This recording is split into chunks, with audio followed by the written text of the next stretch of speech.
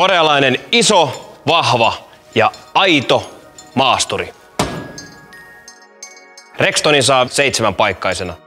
Mahtuu mukaan isompikin perhe tai harrastusporukka. Rextonissa on todella vahva ja taloudellinen moottori. 155 heppaa, 360 newtonia, 2 litran turbodiesel. 190 newtonia tyhjäkäynnillä eli alhaalta asti vääntävä moottori takaa vaivattoman liikkeelle lähdön ja vetokyvyn. Jaksaa hyvin vetää vaikkapa trailerin ja 2 hevosta.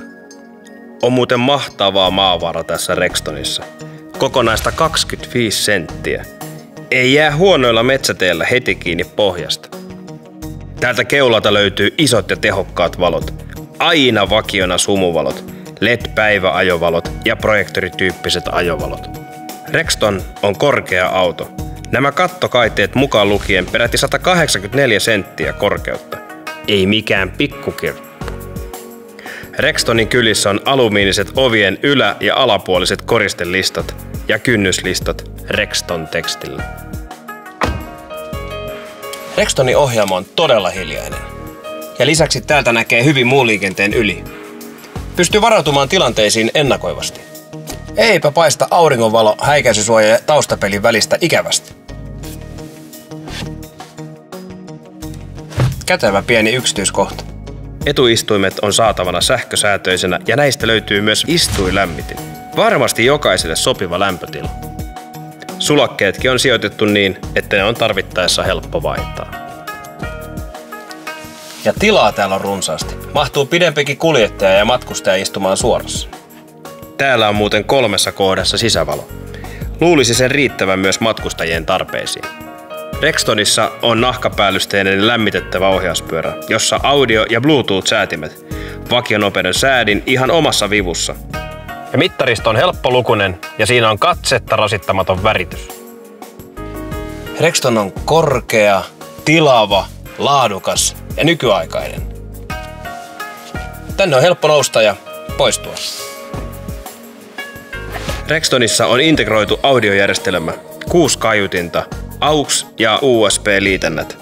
Handsfree-puheluissa ääni on tosi selkeä ja kirkas, jota ei voi sanoa monen muun auton handsfreestä. Rextonissa on laadukkaat sisustusmateriaalit ja pehmustettu koelauta. Ei kuulu natinaa. Koelauta on heijastamaton ja tuulilasi vähentää auringonvalon läpäisykykyä ja pitää ohjaamon viileämpänä. Tuulilasin alalaidassa on myös lämmitys. Se on kätevä talvella. Se säästää pyyhkiöiden sulkia.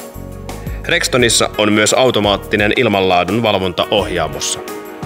Rextonissa on lämmitettävät toisen penkkirivin reunapaikat ja takapenkin istuinosa on tasainen. Takapenkin kaltevuus on myös säädettävissä. Mukava juttu pidemmille matkoille. Raitisemasuuttimet löytyy myös takapenkillä matkustajia varten. Ei lopu happi kesken matkan.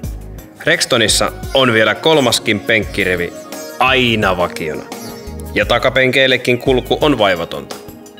Nämä takapenkin selkänojat saa kätevästi käännettyä alas. Ihan yhdellä kädellä. Ja tulee tasainen tavaratilan pohja.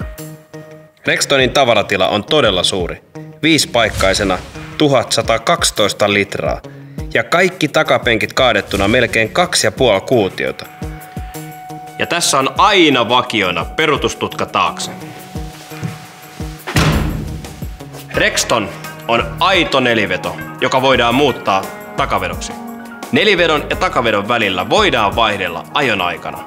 Nelivetoisena Rextonissa voima jakautuu 50-50 suhteessa etu- ja taka-akseleille. Alennusvaihteella voima vielä kaksinkertaistuu.